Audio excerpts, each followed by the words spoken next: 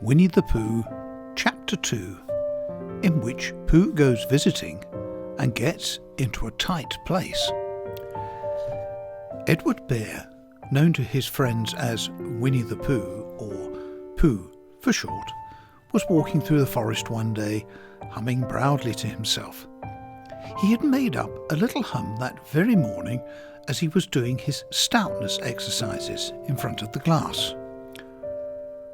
Tra-la-la, tra-la-la, as he stretched up as high as he could go, and then tra-la-la, tra-la, oh, help, la, as he tried to reach his toes. After breakfast he had said it over and over to himself until he had learnt it off by heart, and now he was humming it right through properly. It went like this: tra-la-la, tra-la-la, tra-la-la, tra-la-la, rum-dum, diddle-um-dum, diddle-iddle-diddle-iddle-diddle-iddle-iddle, rum-dum-dum, diddle-um. Well, he was humming this hum to himself and walking gaily along, wondering what everybody else was doing and what it felt like being somebody else, when suddenly he came to a sandy bank, and in the bank was a large hole. "Ah!" said Pooh. Rum-dum, diddle-um-dum. "If I know anything about anything, that hole means rabbit," he said. "And rabbit means company," he said. "And company means food and listening to me humming and such like. Rum-dum-dum, diddle-um." So he bent down, put his head into the hole and called out, "Is anybody at home?" There was a sudden scuffling noise from inside the hole, and then silence. "What I said was, is anybody at home?" called out Pooh very loudly. "No," said a voice, and then added, "You needn't shout so loud. I heard you quite well the first time." "Bother," said Pooh. "Isn't there anybody here at all?" "Nobody." Winnie the Pooh took his head out of the hole and thought for a little, and he thought to himself, "There must be somebody there, because somebody must have said nobody." So he put his head back into the hole and said, "Hello, Rabbit, is that you?" "No," said Rabbit in a different sort of voice this time. "But isn't that Rabbit's voice?" "I don't think so," said Rabbit. "It isn't meant to be." "Oh," said Pooh. He took his head out of the hole and had another think, and then he put it back and said, "Well, could you kindly tell me where Rabbit is?" "He has gone to see his friend Pooh Bear, who is a great friend of his." "But this is me," said Bear, very much surprised. "What sort of me?" "Pooh Bear." Are you sure?" said Rabbit, still more surprised. Quite sure," said Pooh. "Oh, well then, come in." So Pooh pushed and pushed and pushed his way through the hole, and at last he got in. "You were quite right," said Rabbit, looking at him all over. "It is you. Glad to see you." "Who did you think it was?" "Well, I wasn't sure. You know how it is in the forest. One can't have anybody coming into one's house. One has to be careful. What about a mouthful of something?" Pooh always liked a little something at 11 o'clock in the morning, and he was very glad to see Rabbit getting out the plates and mugs. And when Rabbit said, "Honey or condensed milk with your bread?" he was so excited that he said, "Both." And then, so as not to seem greedy, he added, "But don't bother about the bread, please." And for a long time after that he said nothing, until at last, humming to himself in a rather sticky voice, he got up, shook Rabbit lovingly by the paw, and said that he must be going on. "Oh, must you?" said Rabbit politely. "Well," said Pooh, I could stay a little longer if you—" and he tried very hard to look in the direction of the larder. "As a matter of fact," said Rabbit, "I was going out myself directly." "Oh, well then, I'll be going on. Goodbye." "Well, goodbye.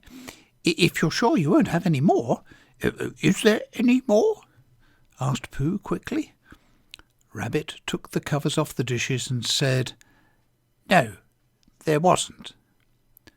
"I thought not," said Pooh, nodding to himself. "Well, goodbye. I must be going on." So he started to climb out of the hole. He pawed with his front paws and pushed with his back paws, and in a little while his nose was out in the open, and then his ears, and then his front paws, and then his shoulders, and then— "Oh, help!" said Pooh.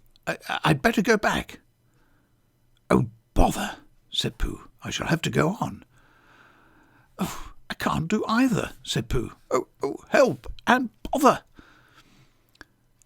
Now, by this time, Rabbit wanted to go out for a walk too, and finding the front door full, he went out by the back door and came round to Pooh and looked at him.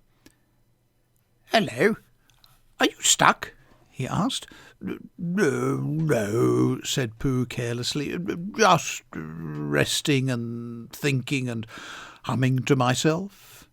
"Here, give us a paw." Pooh Bear stretched out a paw, and Rabbit pulled and pulled and pulled. "Ow!" cried Pooh. "You're hurting." "The fact is," said Rabbit, "you're stuck." "It all comes," said Pooh crossly, "of not having front doors big enough." "It all comes," said Rabbit sternly, "of eating too much."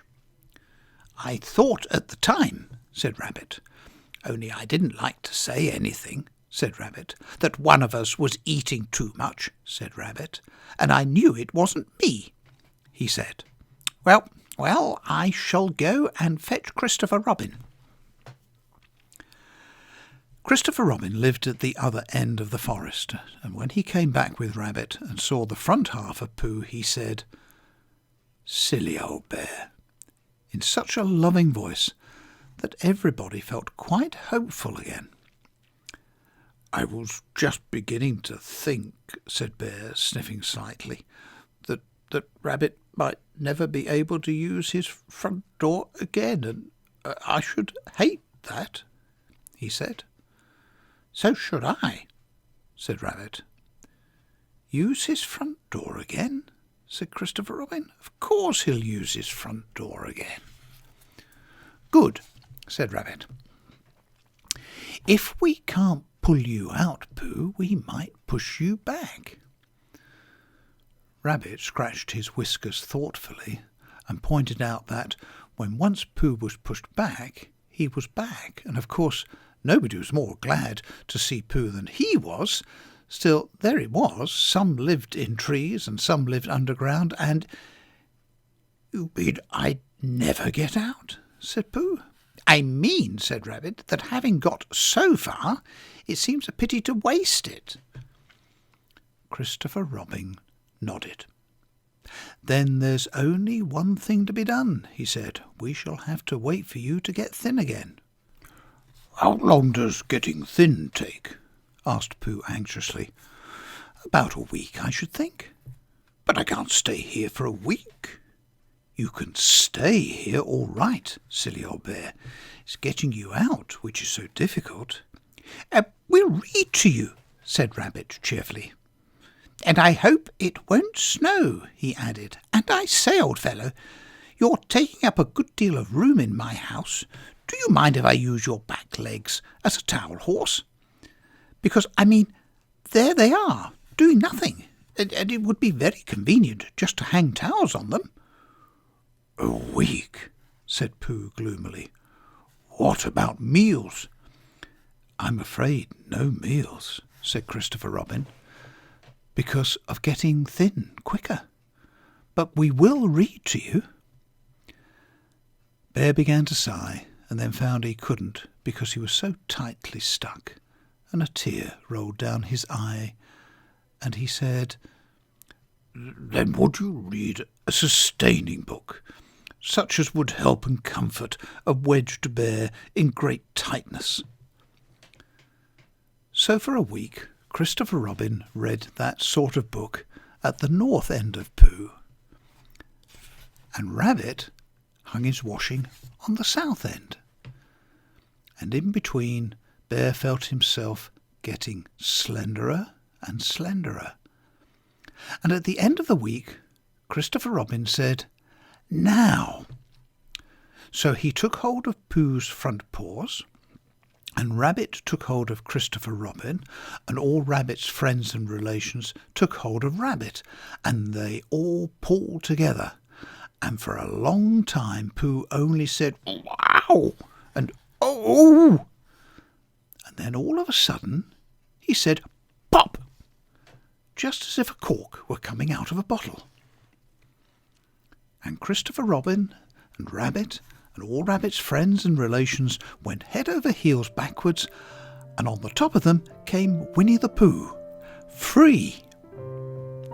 So, with a nod of thanks to his friends, he went on with his walk through the forest, humming proudly to himself. But Christopher Robin looked after him lovingly and said to himself, "Silly old bear."